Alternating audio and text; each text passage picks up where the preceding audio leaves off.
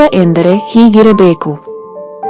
ಗಂಡ ಎಂದರೆ ಹೆಂಡತಿಯ ಗುಲಾಮನಲ್ಲ, ಹೆಣ್ಣಿನ ಪ್ರೀತಿ, ವಿಶ್ವಾಸ, ಘನತೆ, ಗೌರವ ಆಗಿರಬೇಕು. ಒಂದು ಚಿಕ್ಕ ಹಳ್ಳಿಯಲ್ಲಿ ಚಿಕ್ಕದಾದ ಸುಂದರವಾದ ಒಂದು ಸಂಸಾರವಿತ್ತು.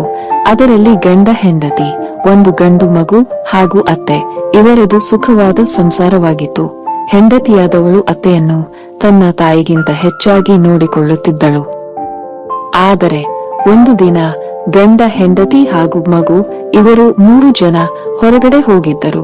ಇದನ್ನು ನೋಡಿ ತಾಯಿಗೆ ಸಹಿಸಲು ಆಗಲಿಲ್ಲ. ಸಂಜೆಯಾಯಿತು.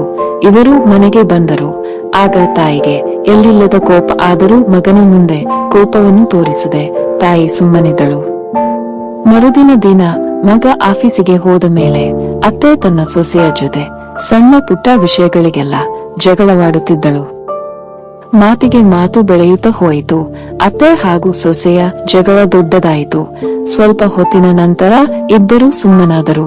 ಸಂಜೆ ಗಂಡ ಆಫೀಸ್ನಿಂದ ಮನೆಗೆ ಬಂದ ಮೇಲೆ ಹೆಂಡತಿ ತನ್ನ ಗಂಡನಿಗೆ ಎಲ್ಲವನ್ನೂ ಹೇಳಿದಳು. ಆಗ ಗಂಡ ಎಲ್ಲ ವಿಷಯವನ್ನು ಕೇಳಿದ ಮೇಲೆ ಸುಮ್ಮನೆ ಕುಳಿತುಕೊಂಡ. 10 ನಿಮಿಷ ಯೋಚನೆ ಮಾಡಿದ ನಂತರ ಹೆಂಡತಿಯ ಮುಖವನ್ನು ನೋಡು ತಪ್ಪು ಯಾರದೇ ಆಗಿರಲಿ, ಅವರು ನನ್ನ ತಾಯಿ, ನೀನು ನನ್ನ ಹೆಂಡತಿ.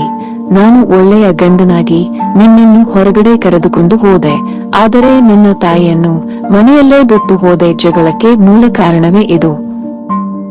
ಜೊತೆಯಲ್ಲಿ ಇದ್ದ ಮೇಲೆ ಇಂತಹ ಸಣ್ಣ ಪುಟ್ಟ ವಿಷಯಗಳು ನಡೆಯುತ್ತಲೇ ಇರುತ್ತದೆ.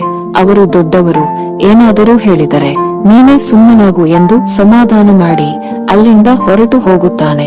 ಹೊರಗಡೆ ಬಂದು ತಾಯಿ ಕೋಪದಲ್ಲಿ ಕುಳಿತುಕೊಂಡಿರುವುದನ್ನು ನೋಡಿ ತಾಯಿಯ ಹತ್ತಿರ ಬಂದು ಅಮ್ಮ ಏನಾಯಿತು ಎಂದು ಕೇಳುತ್ತಾನೆ.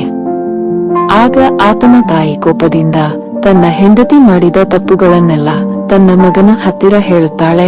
ಆಗ ಎಲ್ಲವನ್ನೂ ಕೇಳಿದ ಮಗನು, ಅಮ್ಮ ತಪ್ಪು ಯಾರದು ನನಗೆ ಗೊತ್ತಿಲ್ಲ, ನೀನು ದೊಡ್ಡವಳು, ನಿನ್ನ ಮುಂದೆ ನಾವು ಚಿಕ್ಕವರು ತಪ್ಪು ಮಾಡಿದ್ದಲ್ಲಿ ದೊಡ್ಡವರು ಕ್ಷಮಿಸಬೇಕೇ ಹೊರತು ವಿಷಯಗಳನ್ನೆಲ್ಲ ದೊಡ್ಡದು ಮಾಡುವುದರಿಂದ ಮನಸ್ಸುಗಳಲ್ಲಿ ಬಿರುಕು ಉಂಟಾಗುತ್ತದೆ. ಅವಳು ಹೊರಗಡೆಯಿಂದ ನಮ್ಮ ಮನೆಗೆ ಬಂದ ಹೆಣ್ಣು ಪ್ರತಿಯೊಬ್ಬರನ್ನು ಬಿಟ್ಟು ಬಂದಿರುವವಳು. ಅವಳ ಇಷ್ಟ ಕಷ್ಟವನ್ನು ನಾವಲ್ಲದೆ ಬೇರೆ ಯಾರು ನೋಡುವುದು? ಅವಳು ನಮ್ಮನ್ನು ನಂಬಿ ನಮ್ಮ ಮನೆಗೆ ಬಂದಿರುವವಳು. ಚಿಕ್ಕ ಪುಟ್ಟ ತಪ್ಪುಗಳಾದರೆ ನಾವೇ ಅನುಸರಿಸಿಕೊಂಡ ಹೋಗಬೇಕು ಎಂದು ತಾಯಿಯ ಹತ್ತಿರ ಪ್ರೀತಿಯಿಂದ ಹೇಳುತ್ತಾನೆ.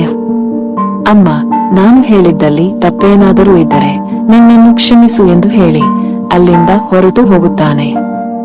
ನಂತರ ತಾಯಿ ಯೋಚನೆ ಮಾಡಿ, ನನ್ನ ಮಗ ತಪ್ಪು ನನ್ನದಿದ್ದರೂ ನನ್ನ ಹತ್ತಿರ ಪ್ರೀತಿಯಿಂದಲೇ ಮಾತನಾಡುತ್ತಿದ್ದಾನೆ. ನನ್ನ ಹಾಗೆ ಅವಳು ಕೂಡ ಒಂದು ಹೆಣ್ಣೆ ಅಲ್ಲವೇ? ಅವಳಿಗೂ ಆಸೆ, ಆಕಾಂಕ್ಷೆ ಎಲ್ಲವೂ ಇರುತ್ತದೆ ಅಲ್ಲವೇ?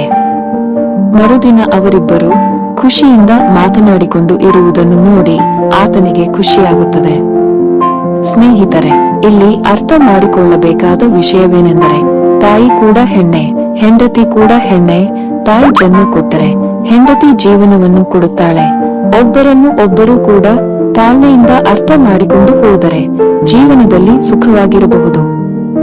ಗೆಳೆಯರೇ, ಈ ವಿಡಿಯೋ ನಿಮ್ಗೆಲ್ಲ ಇಷ್ಟವಾಗಿದೆ ಎಂದು ಭಾವಿಸುತ್ತೇನೆ. ಇದೇ ರೀತಿಯ ಉಪಯುಕ್ತ ಮಾಹಿತಿಯೊಂದಿಗೆ ಮುಂದಿನ ವಿಡಿಯೋದಲ್ಲಿ ಸಿಗೋಣ. ವಿಡಿಯೋ ಇಷ್ಟ ಆಗಿದ್ರೆ ಲೈಕ್, ಶೇರ್ ಹಾಗೂ ಸಬ್ಸ್ಕ್ರೈಬ್ ಮಾಡುವುದನ್ನು ಖಂಡಿತ ಮರೆಯಬೇಡಿ.